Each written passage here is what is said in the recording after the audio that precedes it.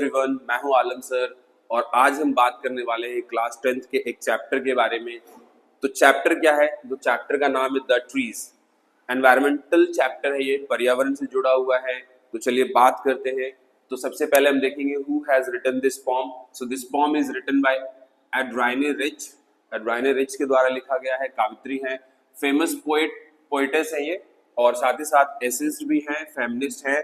तो काफी क्षेत्रों में ये अच्छे से काम कर रही है। बहुत सारी इनकी कविताएं हैं, बहुत सारी निबंध है।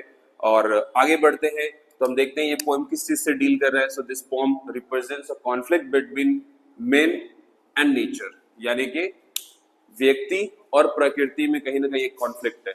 हम सब जानते हैं कि हमारे जो एक्टिविटीज हैं किस तरीके से पर्यावरण को नुकसान पहुंचा रहे हैं, किस तरीके से हम नेचर को डिस्ट्रॉय कर रहे हैं, इकोलॉजिकल बैलेंसेस को, पारिस्थितिक तंत्र को, जो संतुलन है उसको हमने बिगाड़ दिया है। तो ये पूरा का पूरा जो पॉम है इसी से डील करता है। तो चलिए आगे बढ़ते हैं, let's move ahead. Trees and plants have imprisoned in the cities. शहरों में ट्रीज और प्लांट्स को इम्प्रिजन कर दिया गया, कैद कर दिया गया। कैसे कैद कर दिया गया? ऑब्वियसली इस कविता में जो पोएटेस है वो हमें बताना चाहती है कि जो चीज एक्चुअल में जंगलों में होना चाहिए था, फॉरेस्ट में होना चाहिए था, उसे हमने दिखावे के तौर पर सुंदर बनाने के लिए शहरों को हमने ला करके शहरों में जबरन लगा दिया है, जबकि इनकी जरूरत एक्चुअल में जंगलों में है। और हम सिर्फ एक सजावटी चीज बना करके पेड़ों को, प्लांट को रख दिए, जबकि ऐसा नहीं है। एक्चुअल में उनको उनकी जगह पे रहने दो तो सही से वो काम करेंगे, जबकि ऐसा नहीं है। तो कहीं ना कहीं पेड़ों को हमने कैद कर दिया है शहरों में ला करके।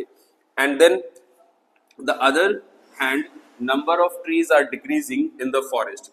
एक तरफ तो हम शहरों में लगातार इन्हें ला रहे, कहीं ना कहीं प्लांट कर रहे हैं, जबकि जंगली क्षेत्रों में जहां जंगल होना चाहिए वहां पे हम पेड़ों को काट रहे हैं। हम पेड़ों की संख्या में लगातार गिरावट देखने को मिल रही है और डिफॉरेस्ट्रेशन के लिए हम जिम्मेदार है ना। दुनिया का फेफड़ा कहे जाने वाला अमेज़न जो है, अब देखिए कहीं ना कहीं उस फॉरेस्ट में भी बहुत सारे पेड़ों की संख्या में कमी आई है।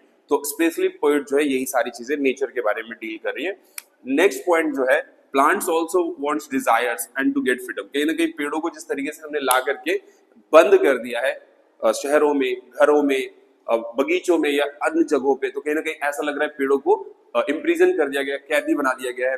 तो वो भी स्वतंत्र होना चाह रहे हैं। तो इस तरीके से so the next point is in the poem the trees are in the house of the poet. तो पोएटेस भी बताती है कि उसके घर में भी एक पेड़ है और कहीं ना कहीं वो पेड़ भी ना सफोकेट फील कर रहा है। ऐसा लग रहा है कि वो भी कहीं ना कहीं बंध गया है, कहीं ना कहीं उसे भी इम्प्रिजन कर दिया गया, कैद कर दिया गया। कैसे कि पेड़ की जो जड़ें हैं ना, वो घरों में एक्चुअली जो फ्लोर्स होते हैं या वॉल्स होते हैं वो काफी हार्ड होते हैं, ब्रिक्स के बने होते हैं, इन चीजों के बने होते हैं। तो कहीं ना कहीं पेड़ की जो जड़ें हैं उनमें फंसी हुई है और वो लगातार अपने आप को डिसएंगेज करने में लगी रहती है, पूरी रात अपने आप को स्वतंत्र करने में लगी रहती है। वो क्रैक्स में जो उसके रूट्स हैं वो एंटर कर जाता है। तो कहीं ना कहीं वो फ्लोर से या ब्रिक वॉल से या वॉल से जो आप देखेंगे क्रैक से, उसके अंदर उनकी जड़ें फंसी हुई है। तो कहीं ना कहीं वो लगातार अपने आप को डिसएंगेज करने की कोशिश करते हैं। वो चाहते हैं कि उन्हें सॉफ्ट मिट्टी, सॉफ्ट सोइल में जो है कि वो सारी चीजें मिले, लेकिन दुर्भाग्य है कि घरों में या शहरों में सिर्फ और सिर्फ हार्ड मटेरियल की चीजें होती है, जहां पे पेड़ों को एग्जिस्ट करना बड़ा मुश्किल हो जाता है। एंड द लीव्स, पत्तियां भी देखेंगे आप, making efforts to move through the glasses, यानी कि पेड़ की पत्तियां भी जो है वो कहीं ना कहीं घरों से आजाद होना चाह रही है, विंडो के रास्ते से बाहर जाना चाह रही है। Let's move to the next point, जिसमें कावित्री कह रही है, एक इमेज प्रस्तुत कर रही है हमारे सामने ट्रीज का। और ट्रीज का जो इमेज है वो न्यूली डिस्चार्ज पेशेंट की भांति है। जिस तरीके से रोगी हॉस्पिटल से डिस्चार्ज होकर आता है काफी कमजोर दिखाई देता है, उसी तरीके से। और यही रीजन है आज दिल्ली के ऐसे हालात का। चारों तरफ आप देख सकते हो प्रदूषण ही प्रदूषण। 10वीं और 12वीं के बच्चों को बुलाया जा रहे स्कूल, क्या फेफड़े नहीं उन्हें या आंखों में जलन नहीं होता है? हवा में कौन कौन से गैस नहीं है? सल्फर ले लो, नाइट्रोजन ले लो, नाइट्रोजन ऑक्साइड ले लो, डाइऑक्साइड ले लो।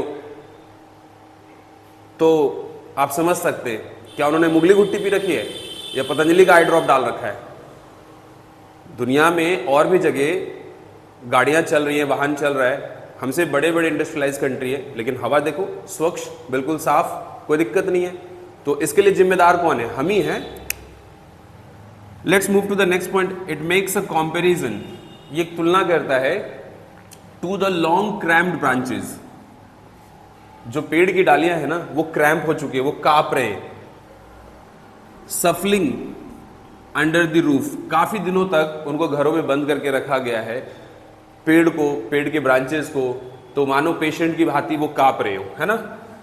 Another point is trees are moving toward the hospitals. एक और इमेज कावित्री हमें दिखा रही है कि मानो पेड़ जो है हॉस्पिटल के दरवाजे पे से जा रहा हो, लंबे समय की बीमारी के बाद निकलता हुआ दिखाया गया है। Last point is therefore they want to get out of the cities and the houses. इसीलिए पेड़ भी चाह रहे हैं कि भैया हमें शहर से जाने दो, हमें घरों से निकाल दो, हमारी जो एक्चुअल जगह है जंगलों में वहीं हमें रहने दो और हमें ओपनली फ्रेश एयर को ब्रीथ करने दो। So this is all about the poem. Thank you very much. Stay with us for more information.